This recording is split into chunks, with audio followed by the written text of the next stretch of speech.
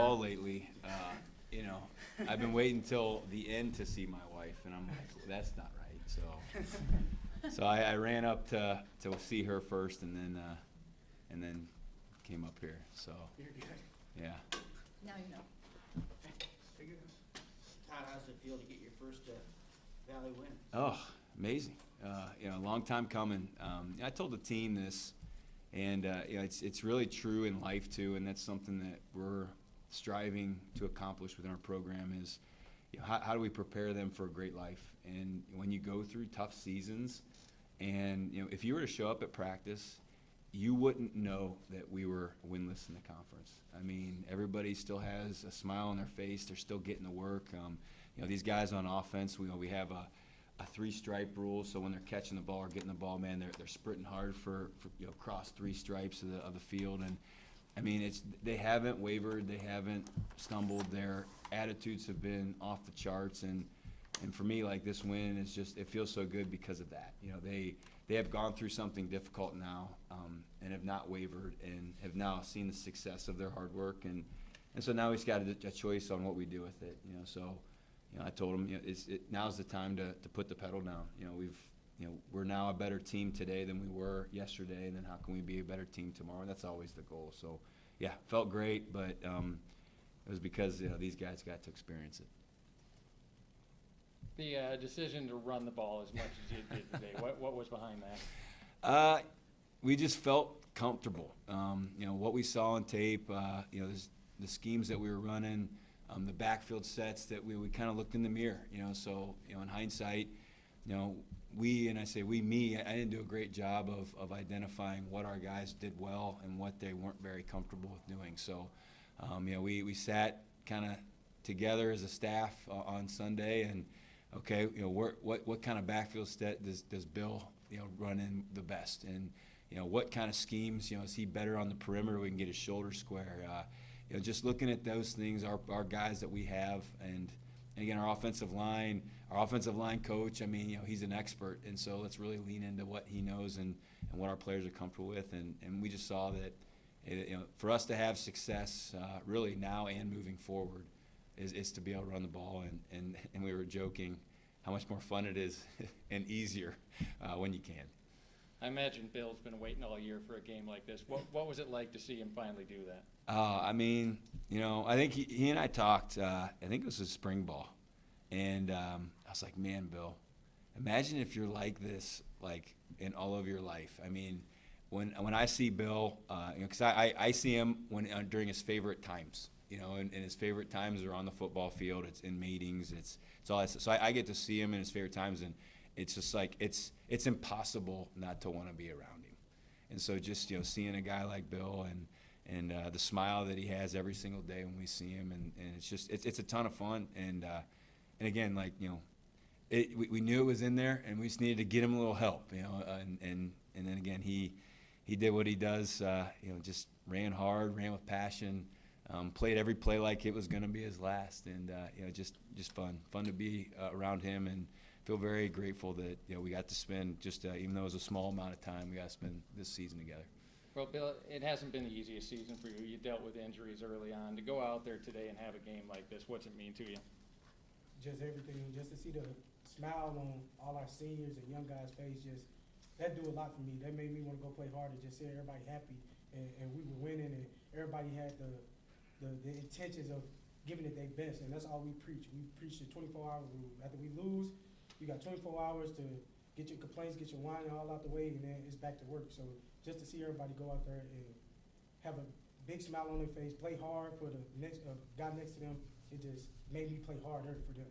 For you guys to go out and finally get that win, does it feel like, you know, a weight's lifted a little bit?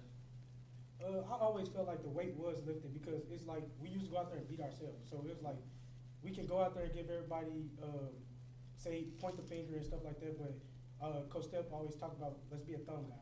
Like, let's see what we can do better. Let's see what we can fix, what we can improve on, what we can do, practice habits. Like, let's try to improve that off the field stuff to help us win games. So I feel like a weight, I wouldn't say a weight was lifted, but I just feel like we finally brought out what we've been doing, what we can do. Bill, after you saw how big the holes were the offensive line was putting in the first half, you scored that first touchdown. Did you feel like hey, this could be a really big day? Honestly, I wasn't even thinking about that. I was just thinking about, like, because before the game, Coach Steph just said, play hard for the guy next to you. Like, who do you do it for? What's your why? So it's like, I just was like, I scored and I just didn't worry about it. I just want to celebrate my guys and let's do it again. Cycle snap, let's do it again. That's all that was on my mind. How about after 3 touchdowns? How did it feel? Now after the third one, I was like, okay, we having a day now.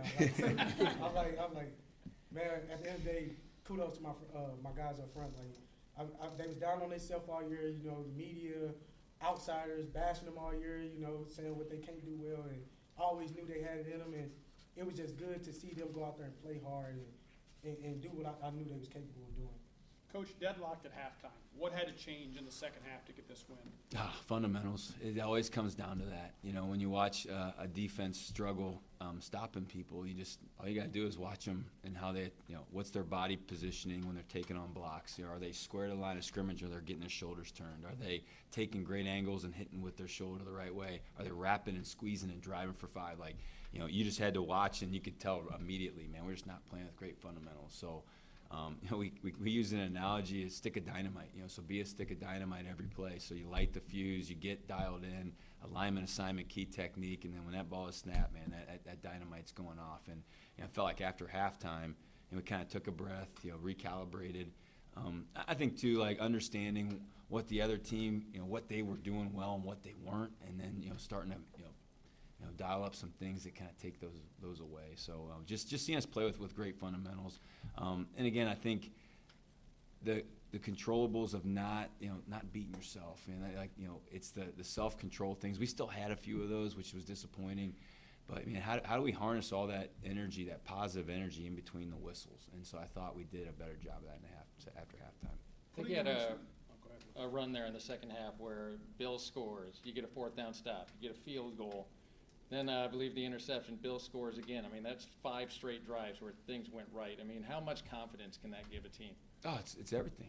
So that was the issue really the last couple weeks is, when you looked at when we were successful, you saw us have 2 good things happen in a row. And sometimes it was just 2 plays, and that, when we did well on that play, the next play we did well, and then just it kind of snowballs from there. So now, kind of take it up a notch. Now, how do you put together and stack drives and then play complementary football where, man, you get a touchdown, you get a stop, and you start to feed off of one another in all 3 phases, humming like that. That's really what you're hoping that you can get to at some point in the year. Just unfortunately for us, it took a while to find. But I think, moving forward, it's just great, that, okay, we finally got the win, and, how we attack these next couple weeks is going to have a tremendous impact on how far we can go in the future. So, this is a foundational year for us.